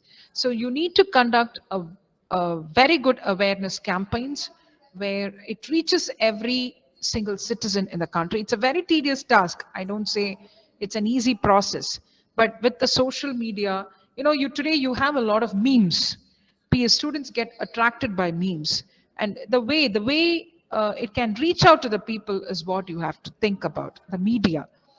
I'm not talking about the social media. The medium through which you can reach out to the people is what you will have to think.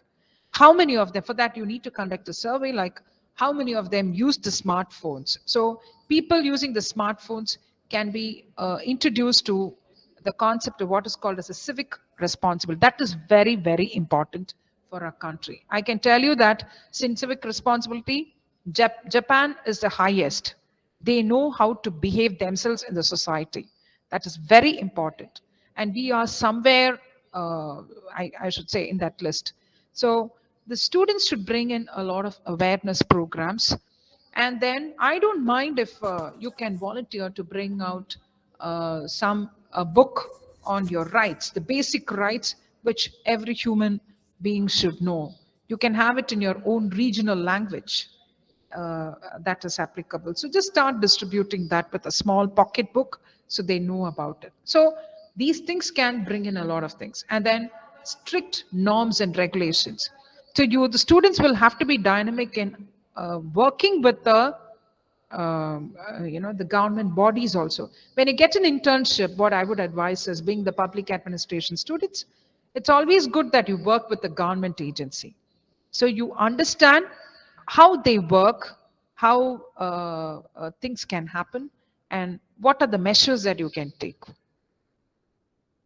So, Thank you, ma'am. That was such a wonderful suggestion.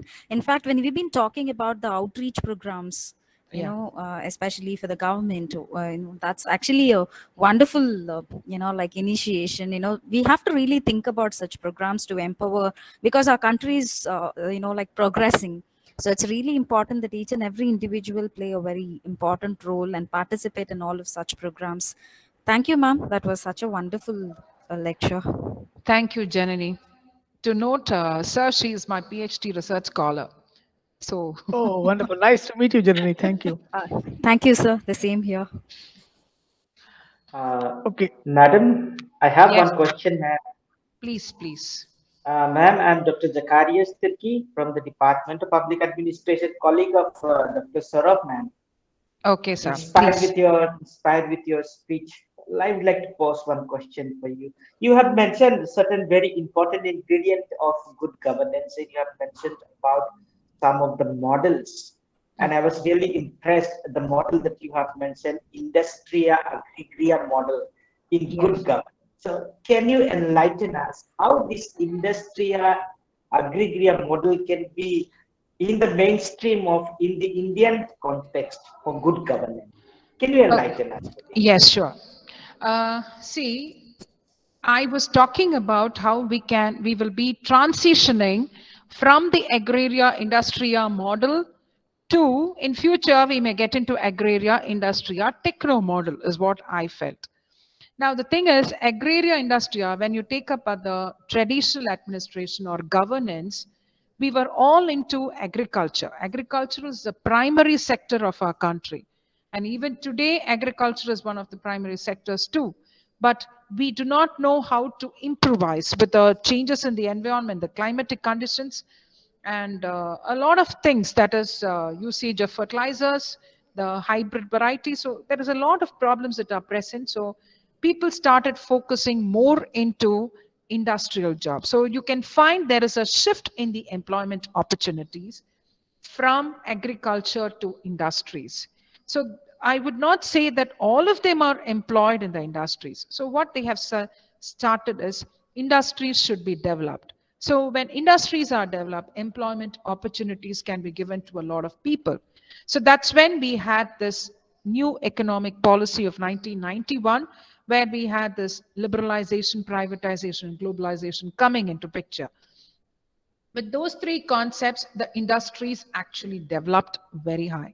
So when it started developing, the government got into the public-private partnerships also. So the government did face a lot of problems, and that is when they started putting their foot down for imposing the rules, because they should not abuse their power. So they, in the sense, the private agencies, the private players should actually not abuse their power and take over. We should not have another second independence also because of this private players coming into the field. So the government started bringing in a lot of rules and regulations. So that's a second thing. So they wanted to give a lot of employment.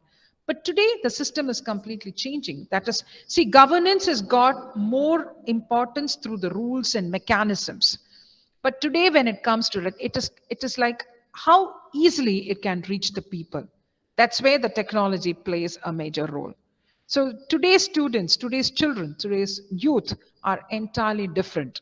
They don't like themselves to be standing in the queues to get something. They want things at their doorstep. That's how it works, because that's how it works in the other countries also. So why not India? The demands increase. So in that case, the good governance also, the governance shifts to good governance, where technology plays a major role today. And now we are going to have a drastic change also again. I found a restaurant which is reduced the manpower. Of course, we have a drawback in that. Reduced the manpower, and they brought in robos to do the, to bake the cakes and all those. But then, of course, there is a lot of, what can I say, expenditure involved in that. So these aspects will have to be thought about. So good governance, when I think technology comes in, pitches in, and everything is at your doorstep. So technology will actually grow today. I won't say it would take up a revolution, because there is a brim point for everything. So we may get back to the traditional system also, but then of course we will shift to this techno. So good governance can happen in that particular area. I hope I have clarified, sir, to my knowledge. Thank you, ma'am. Thank you, ma'am. Thank you, sir.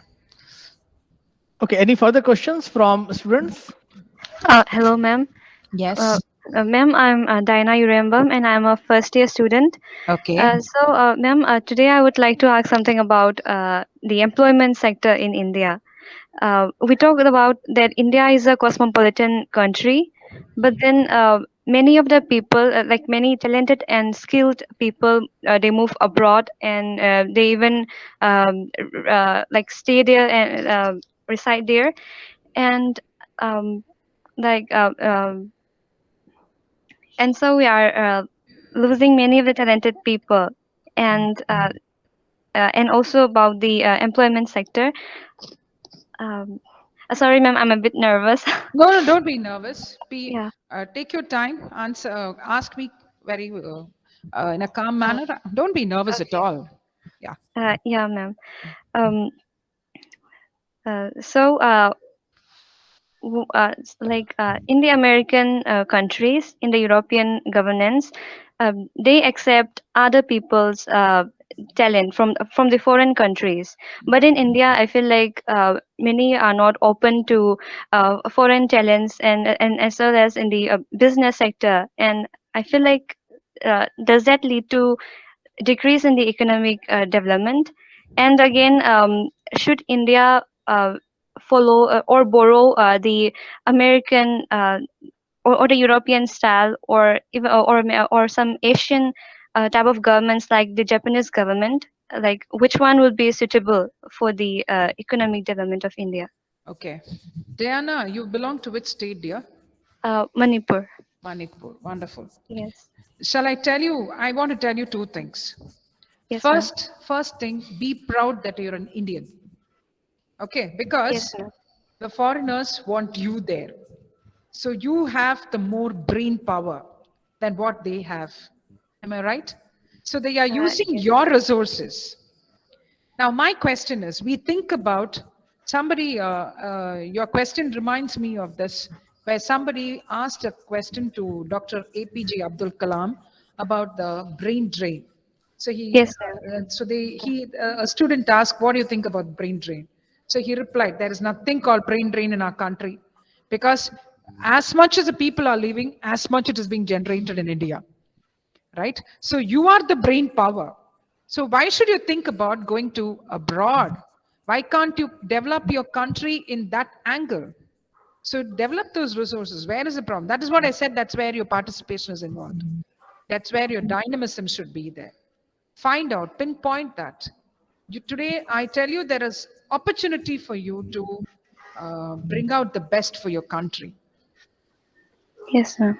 Yeah. But ma'am, again, Yeah.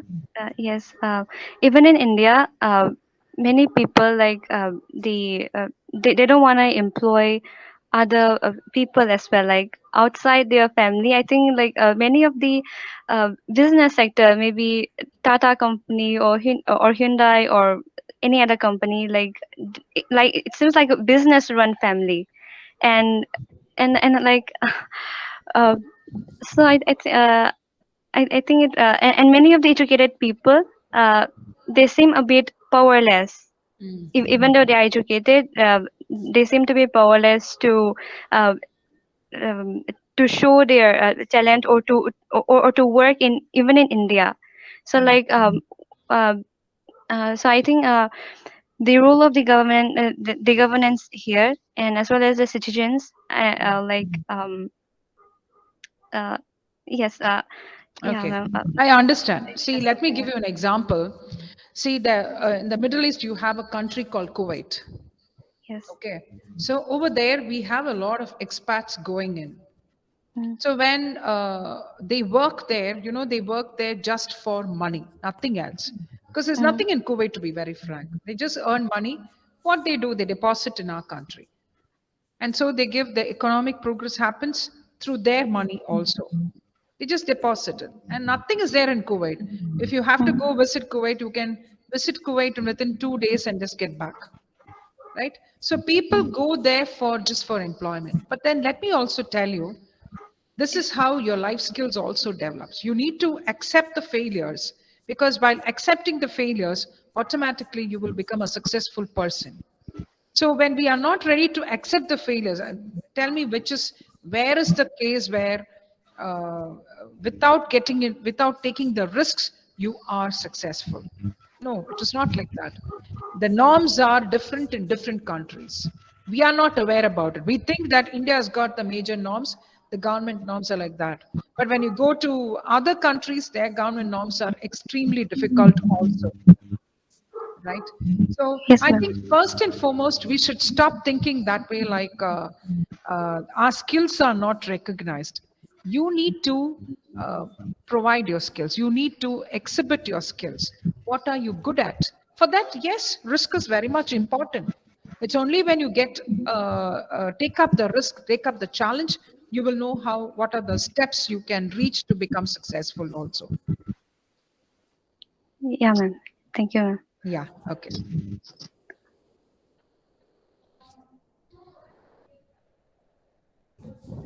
Any other questions?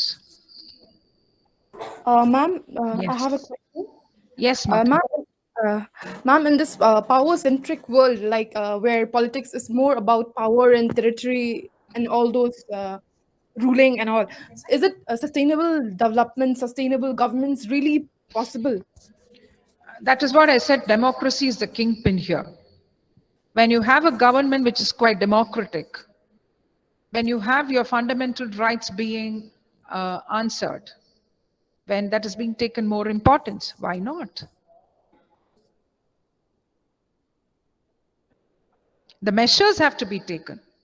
You have to search for the measures. You have to think. That is the reason that you are into this particular field. Many of them do not realize the importance of public administration. Let me tell you that too. They think public administration is just for the government jobs, but no, but beyond that, there is something into it.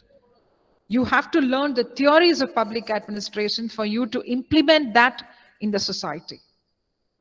What models you learn, let me tell you that many of them are unaware about it. You need to teach them, come on, this is the model, this is the theory that we have studied. You find, I keep seeing there are a lot of articles that comes in the newspapers, but then no person from our department or the public administration writes anything. We have a conglomeration of different disciplines, but then we don't even study about the governance. We don't even pinpoint those governance, because there is, of course, I can say, there is, of course, a monopoly of that also. Only these people are allowed to write, even in voicing out the opinion. That has to be stopped.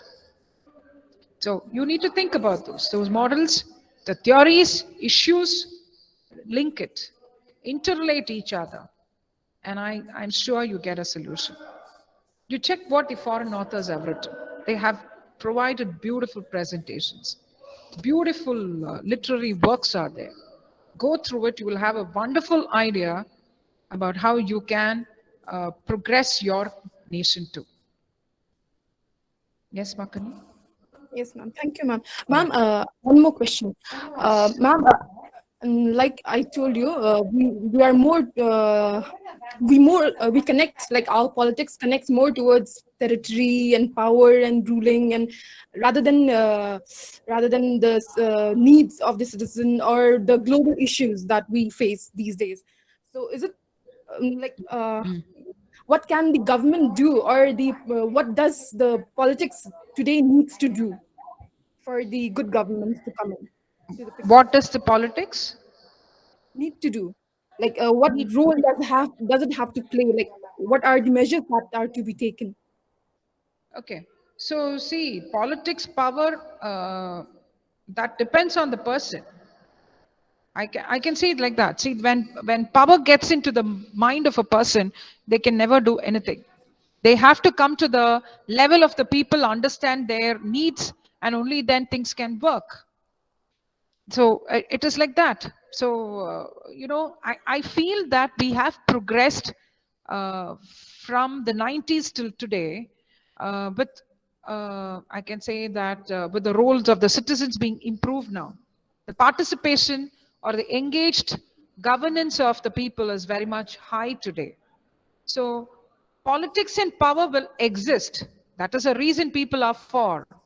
But then, that's what I said. You need to voice out your opinion. You need to find out the ways how you can say that this power, just sitting with the power, is not will not do anything to the country. Certain things, there are certain things which are required for to meet out the demands of the people. Right? That is going to exist.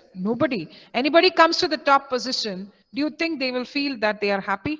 I mean, they're going to be doing for the people? No. Some may feel, not all of them would feel that. So you have to make them responsible. That lies in your dynamism. Thank you. Yeah, okay.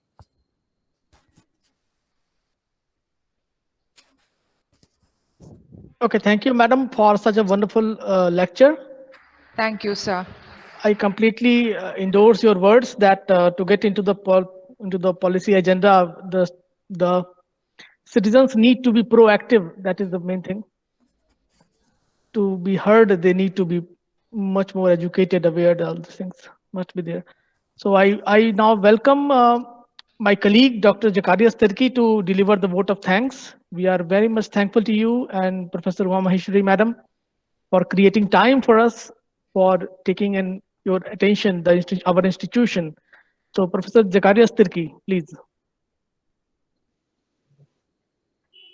So good afternoon, everyone. I hope our two special invitees lecture is not becoming more boring for the students. Before that, let me express or propose my vote of thanks. So at the outset, I would like to mention that dear students and dear eminent persons like Dr. Meera, Rajeev, Kumar, and Dr. Saurabh. Of course, Professor Maheswari is not here for this vote of thanks. We'd like to thank our university, Don Bosco University, Assam Don Bosco University, for giving us chances, for giving us opportunity to host this program, especially special lectures on good governance. On the whole, we would like to thank also our director and HOD, head of the department, Dr. Riju Sharma, madam. Would like to thank also the various staff and students of our university through whom we are getting this opportunity to host this special lecture on good governance. And at the same time, we are very, very happy and we express our delightful thanksgiving to our two distinguished personalities, professors. First of all, we thank Professor Maheswari, Professor and Head Department of Politics and Public Administration, University of Madras, Tamil Nadu.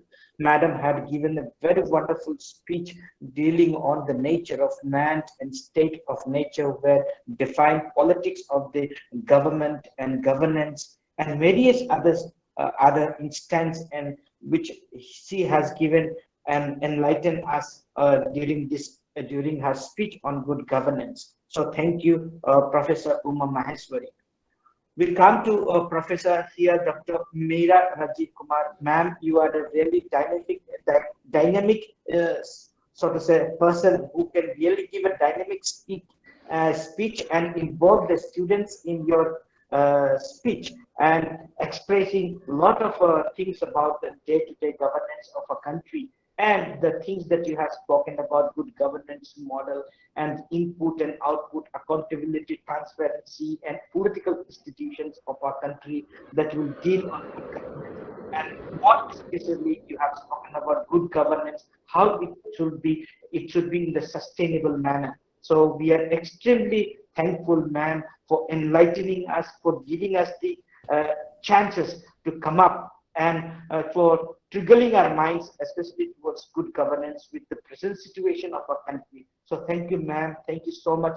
And we would really love you to come to our department here at Assam Don Bosco University and give us also physically present here in seminar talk and enlighten us not only about good governance but about administration and more especially about public administration. Thank you, ma'am. Lastly, I would like to thank my own colleague here. We have Dr. Saurabh Chandra for taking the wonderful initiative and immediately contacting Professor Maheswari and Dr. Meera Rajeev Kumar. Thank you, sir, for giving us this wonderful chance and hosting this meeting with eminent personalities who will really instill in us the motives, the factors of good governance in our life in India. And lastly, I would like to thank all our students for sparing your valuable time, the time almost coming for holidays, but you have given your time to listen to our distinguished professors on good governance. So dear students, thank you. And also for the students who had asked questions, they had a lot of interaction with both the teachers, about the professors. Would like to thank them, and they have also instilled in us some doubts, some kind of felicitation of some doubts which we were entertaining in our mind. So thank you, dear students, as well. And once again, thank you to everyone as we conclude this wonderful special lecture on good governance. Over to Dr. Sara. Sir, let me, at this outset, let me also thank Dr. Saurabh, a very good friend of mine. We have a lot of discussions on this country's policies and the challenges that we face. So I thank him profusely. And also I thank you, sir, Dr. Zacharias, for this. Thank you, ma'am. Surely, sir, if an opportunity is given, I would love to come to your place to give an offline lecture too. Providing the situation is good enough too in future. So thank you so much. And I had a really wonderful audience of the students. It's always, you are enlightened by their knowledge also. So it is a very good audience. And thank you so much for this opportunity given by your university. And thank you to the management also. Thank you, ma'am. Thank you. Okay, thank you, madam. We look forward to invite you in offline for the lectures. Sure, Thank sir. you, madam. Thank you, sir. Thank you. Thank you, madam. Have a nice day. Thank you. Thank you. Same to you, sir. Thank you, everyone.